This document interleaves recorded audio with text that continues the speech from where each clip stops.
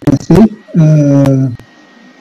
yang sudah menyampaikan komunitas tadi berbagai policy tentang nuklir dan dinamikanya di Indonesia.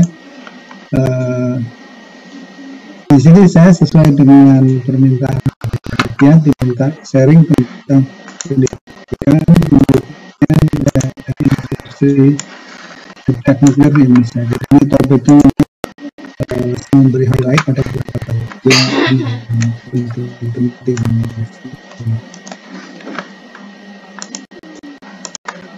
Mungkin presentasi saya akan mencakup latar belakang pendidikan nuklir di Indonesia, iptek nuklir dan evolusinya, serta industri nuklir. Tadi Pak Sarsul juga sudah menyebutkan bahwa kita ini bahkan ikut terlibat di dalam pendirian IAEA.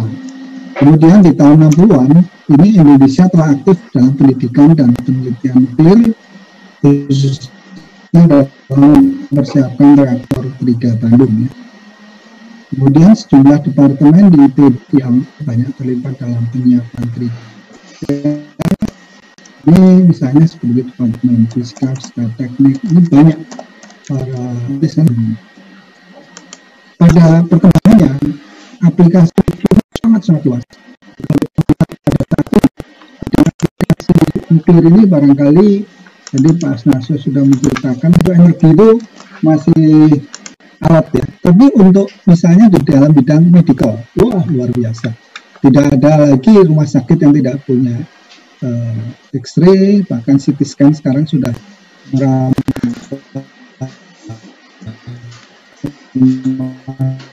mana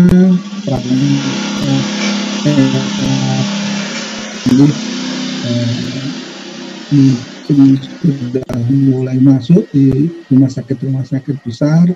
Selain itu juga ada aplikasi-aplikasi yang di industri itu banyak. Misalnya untuk radiasi nuklir, untuk kemudian untuk dating kaitan misalnya untuk melihat kepada benda-benda bersejarah dan sebagainya. Kemudian untuk aplikasi yang lain selain untuk nuklir reaktor juga bisa desalinasi, enhanced oil recovery dan sebagainya. Dan ada beberapa lagi yang sifatnya spesifik.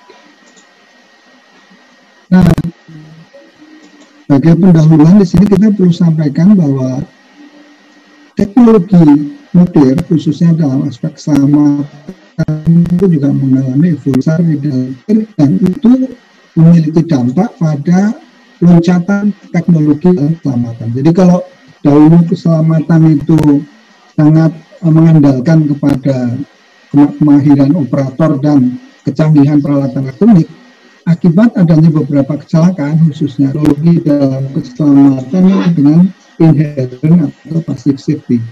Sehingga pada situasi itu keselamatan itu hanya bergantung kepada kaidah-kaidah dasar, hukum-hukum awal lagi tergantung kepada bagaimana piawainya operator atau bagaimana canggihnya peralatan elektronik.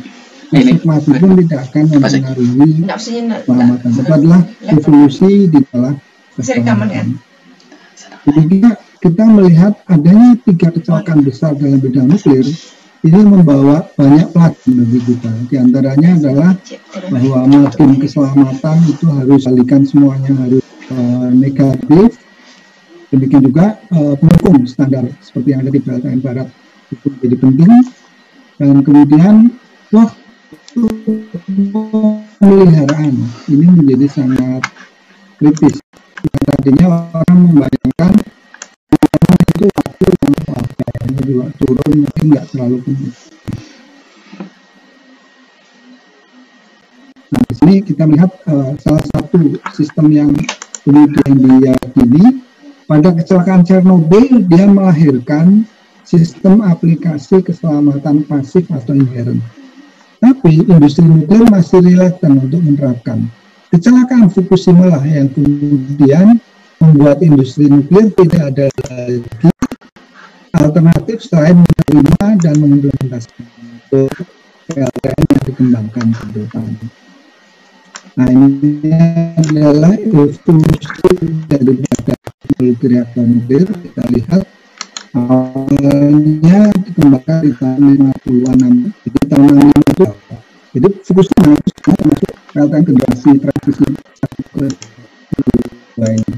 Dan memang waktu kecelakaan dia sudah hampir selesai masa pakainya. Kemudian setelah kecelakaan Chernobyl, Israel melahirkan generasi 3, Chernobyl melahirkan generasi 4. Kecelakaan Fukushima itu membuat generasi 4 yang tadinya merupakan kesalahan politis, tapi industri menganggap itu overkill, terlalu berlebihan untuk industri nuklir. Maka kecelakaan Fukushima industri nuklir menyadari generasi 4 itu bukan overkill, menghasilkan operasional PLTN yang masuk akal, yang risikonya make sense atau masuk akal. Kita akan masuk ke yang kedua, yaitu pendidikan nuklir. Pendidikan nuklir Indonesia ini ada banyak ya. Awalnya itu pendidikan nuklir itu hanya didominasi oleh 4 perguruan tinggi besar ini. Ada Gajah Mada dengan S1 bidang teknik nuklir, kemudian bergeser menjadi teknik fisika, tapi masih ada program nuklir. Kemudian UGM juga punya program S2 nuklir, S3 nuklir, tapi bukan di teknik nuklirnya ya, itu ada di teknik mesin ada, di FMIPA juga ada. Nah di ITB ini ada banyak departemen, fisika, ada teknik mesin, ada teknik fisika, dan beberapa bidang lain itu melaksanakan program yang terkait dengan bidang nuklir. Memang yang paling dominan di sini yang ada di fisika ITB. Nah, di sini awalnya program nuklir itu adalah bagian daripada bidang fisika secara keseluruhan. Ada satu kakak kelompok kalian yaitu nuklir dan fisika. Tapi dalam 1-2 tahun terakhir ini ada loncatan, yaitu adanya program S2 dan S3 di bidang sains dan rekayasa nuklir, sehingga ini mengakselerasi pengembangan SDM nuklir dengan lebih cepat lagi. Kemudian yang ketiga di sini adalah STTN atau semacam politeknik nuklir ya. Dan keempat nih UI itu punya S2 dalam bidang medical physics atau radiation. Nah, tetapi dalam 10-20 tahun terakhir, kalau kita lihat ini adalah perguruan tinggi baru, perguruan tinggi yang menangani program SDM nuklir. Jadi ada banyak perguruan tinggi, misalnya seperti Syahkuala, Andalas, Sriwijaya, Lampung, kemudian bahkan UI Sunan Gunung Jati, Unpad, UPI, dan Undip di sini, Universitas Jember bahkan belum masuk di sini. Itu sekarang mereka juga mempunyai riset-riset dan program yang mengarah kepada pengembangan nuklir. Jadi memang ini kalau kita melihat evolusinya sangat besar. Nah, di sini tadi sudah kita sebutkan bahwa program nuklir di ITB itu bisa dibagi, ada yang di bagian fisika sebagai yang paling dominan. Selain itu ada beberapa bidang lain, seperti misalnya di elektro, dia itu fokus di konversi energi. Kemudian di mesin itu dia lebih banyak di thermal hidrolik. Yang kimia juga ada beberapa, farmasi. Nah, tadi saya sudah sebutkan di fisika sendiri ada perkembangan baru, yaitu program nuklir. Nah, program nuklir yang S2, S3 yang sangat spesifik di bidang sains dan rekayasa nuklir. Apa bedanya dengan program S2, S3 yang lama yang ada di fisika? Bedanya adalah kalau di program sains dan rekayasa nuklir, maka program-program kuliahnya ini bisa sangat spesifik di sini. Kalau dulu di sini setiap S3, S2 itu harus ngambil kuliah-kuliah dasar fisika seperti mekanika kuantum, mekanika statistik, kemudian mekanika klasik. Di sini mata kuliah dasarnya itu tidak seperti itu, tapi misalnya adalah fisika reaktor, kemudian fuel cycle analysis, thermal hidrolik and safety, yang memang semuanya sudah terkait dengan reaktor nuklir. Nanti Pak Sidik akan menjabarkan lebih spesifik. Nah, di sini pendidikan nuklir di ITB, sebagaimana pendidikan ITB yang lain, ini menganut standar kelas dunia. Ini sudah tidak bisa dipungkiri lagi. Bahkan S1 nuklir di fisika yang juga membawahi bidang nuklir itu sekarang sudah terakreditasi internasional oleh ASI. Nah, prinsipnya kurikulum di sini mengikuti standar perguruan tinggi terbaik di dunia. Kita untuk bidang nuklir ini mengacu kepada beberapa perguruan tinggi seperti MIT, Berkeley, Tokyo Institute of Technology, dan beberapa perguruan tinggi terbaik di bidang nuklir di Eropa. SDM pakarnya ini kebanyakan juga S3 lulusan terbaik di dunia. Atmosfer pendidikan dan risetnya juga sudah secara signifikan meningkat. Kolaborasi internasional juga banyak, fasilitas riset, dan demikian juga ini juga secara umum kita bisa jumpai pada beberapa kelompok, khususnya di UGM itu juga mereka punya beberapa pengembangan di bidang pendidikan seperti ini. Nah, ini sebagai gambaran adalah tim SDM yang menangani masalah nuklir, pendidikan nuklir di ITB. Hampir semuanya adalah sudah doktor, ini yang dua ini sedang mengikuti program S3 ya. Nah, selain itu tentu ini adalah yang di core-nya. Kita punya lebih banyak lagi SDM karena fisika itu kita punya ada sekitar 74 dosen ya, yang sebagian besar itu sudah doktor semua dosennya. Dia sebagian yang lain itu akan mensupport dari sisi segmen yang lain, misalnya tentang geoteknik itu di fisika ini itu bisa mendukung aspek terkait dengan keselamatan nuklir dalam bidang isolasi gempa misalnya. Itu belum termasuk yang di sini. Nah, ini ada beberapa kuliah-kuliah dasar yang terkait dengan nuklir, cuma waktu terbatas, saya mungkin skip beberapa bagian ya. Ini kuliah-kuliah pendukung, dan nanti bisa penting kita bisa diskusikan ya. Nah, di sini untuk pendidikan doktor di ITB, maka di sini minimum itu adalah melalui riset, dan kemudian permintaannya minimal adalah publikasi di satu jurnal internasional. Pada generasi-generasi terakhir, ini kenyataannya publikasinya sudah menjadi sangat baik. Rata-rata sekarang lulusan kita bahkan sudah menghasilkan publikasi di Q1 ya, atau paling tidak di Q2. Jadi ini memang ya kelasnya sudah meningkat signifikan. Nah, di sini kita melihat ini adalah contoh bagaimana para mahasiswa program pasca sarjana di bidang nuklir dan bahkan program sarjana terlibat di dalam penyelenggaraan dan ikut presentasi di seminar-seminar internasional yang diselenggarakan oleh ITB. Misalnya salah satunya adalah seri ikan C dan sebagainya. Nah, satu hal yang menonjol di sini di ITB itu dikembangkan sistem pembelajaran berbasis research-based learning untuk mendorong pembelajaran dengan atmosfer akademik yang baik, dan mahasiswa didorong untuk belajar secara maksimal sesuai dengan passion masing-masing. Nah, ini juga kolaborasi riset luas baik dalam konteks dalam negeri maupun secara internasional. Nah, kita akan masuk ke topik yang ketiga sekarang, iptek nuklir dan evolusinya.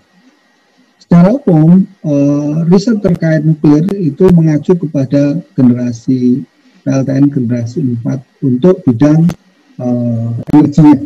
Untuk bidang energi nuklir, fokus kepada PLTN generasi 4 plus keseluruhan infrastruktur penunjang.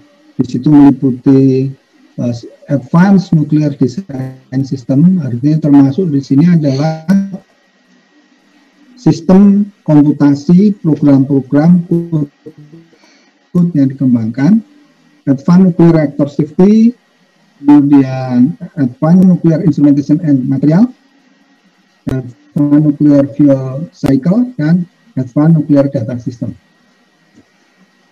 Di sini banyak code yang kita pakai dari yang dikembangkan di dunia, tapi sebagian juga kita kembangkan sendiri, dan seringkali kita menggunakan code yang ada dengan sedikit modifikasi sehingga penggunaannya lebih optimal.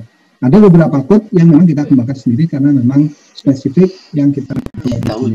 Jadi misalnya code-code yang terkait gas fast reactor atau PBBI reaktor, itu grup riset kita di ITB ini termasuk pionirnya, sehingga banyak kita mengembangkan code-code itu secara original.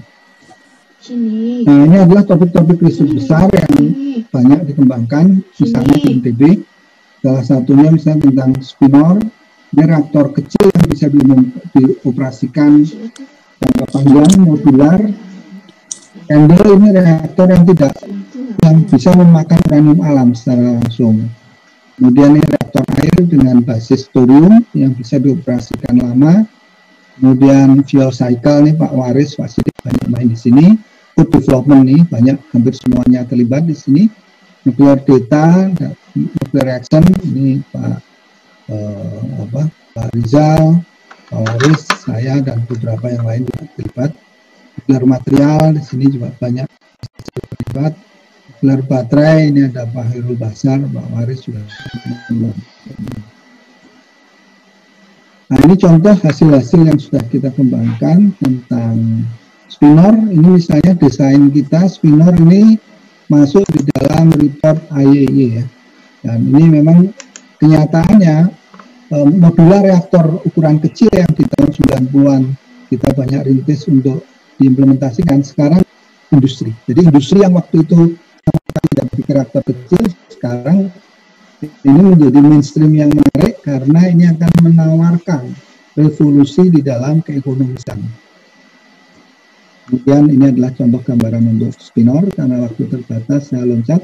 Ini adalah reaktor candle. Awalnya dikembangkan Pak Sekimoto, kita memodifikasi untuk diaplikasikan di Indonesia. Intinya adalah reaktor candle itu reaktor dengan dua fase. Fase pertama itu melakukan breeding, mengumpulkan plutonium, kemudian setelah itu di burning, menghasilkan energi secara masif. Nah, reaktor ini itu awalnya mendapat angin segar karena perusahaan Bill Gates TerraPower ini mengembangkan reaktor ini. Banyak kendala di sana, tapi salah satunya adalah masalah material. Terakhir saya ketemu Profesor Sekimoto, pembimbing saya yang sekarang jadi konsultan di sini, itu mengatakan bahwa desain modified candle itu menjadi satu alternatif yang menarik untuk implementasi reaktor Brickbun atau candle ini secara realistik dalam waktu yang tidak terlalu lama. Nah, ini Bill Gates sekarang bahkan beberapa hari terakhir muncul, dia sudah mulai membangun next generation nuclear reactor di tengah-tengah iklim di Amerika yang selama ini tiarap untuk membangun reaktor generasi lanjut. Maka sekarang Bill Gates dalam beberapa hari terakhir ini sudah unjuk gigi mengatakan akan membangun reaktor baru di Wyoming. Nah, ini adalah desain reaktor yang lain, yaitu gas fast reactor. Ini adalah reaktor generasi 4 yang agak kurang banyak dikembangkan di sini, dan kita menjadi pionir paling agresif untuk mengembangkan reaktor ini. Dan ini banyak sekali penemuan-penemuan, baik yang desainnya sifatnya long life modular maupun yang mensupport konsep modified candle. Kemudian input development yang sudah banyak kita kembangkan. Kemudian ini korupsi, ini juga menarik karena korupsi, studi tentang korupsi PBB ini awalnya orang mengembangkan secara eksperimen. Kita waktu itu ditawari fasilitas eksperimen yang ada di Tokyo Tech mau dipindah ke Indonesia, tapi saya pikir listriknya aja 5 megawatt, ngurusnya nggak punya modal kita. Akhirnya kita mengembangkan secara komputasional. Yang menarik adalah bahwa ternyata kita pertama kali di dunia mengontrol kadar oksigen. Mungkin secara waktu terbatas, bisa skip beberapa yang lain. Kemudian untuk industri nuklir dan prospeknya di Indonesia, cakupan industri nuklir itu luas sekali. Tadi Pak Nasya sudah menjelaskan. Ada yang terkait kedokteran, pertanian, terkait energi, dan terkait pendukung secara umum di industri-industri yang ada. Nah, ini misalnya untuk bidang kedokteran, ini sekarang itu nuklir itu menjadi lokomotif paling terdepan untuk perangkat-perangkat sangat canggih.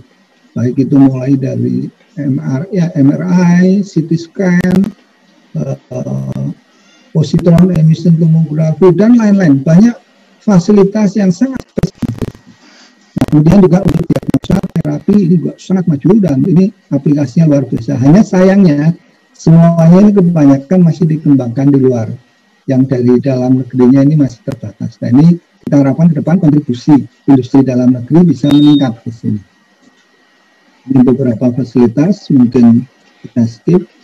Ini adalah aplikasi nuklir untuk aliran fluida. Ini waktu itu ada satu mahasiswa S3 kita dari Batam yang risetnya tentang ini. Ini juga banyak ini aplikasinya di industri.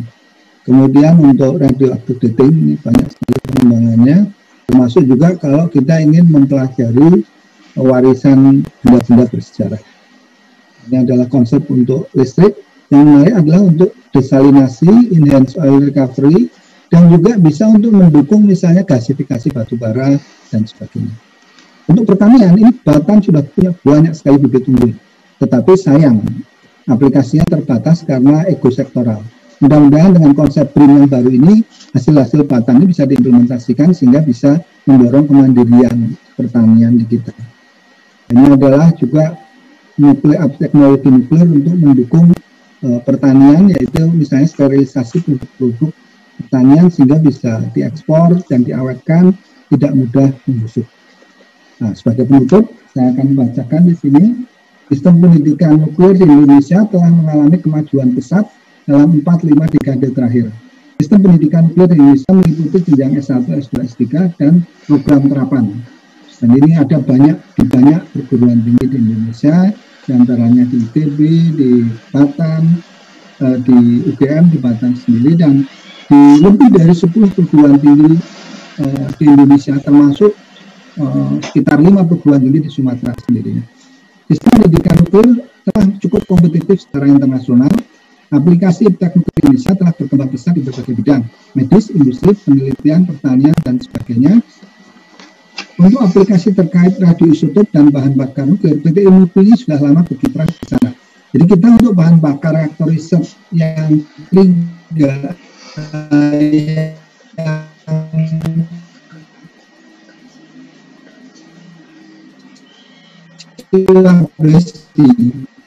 itu bahan bakarnya kita udah buat sendiri.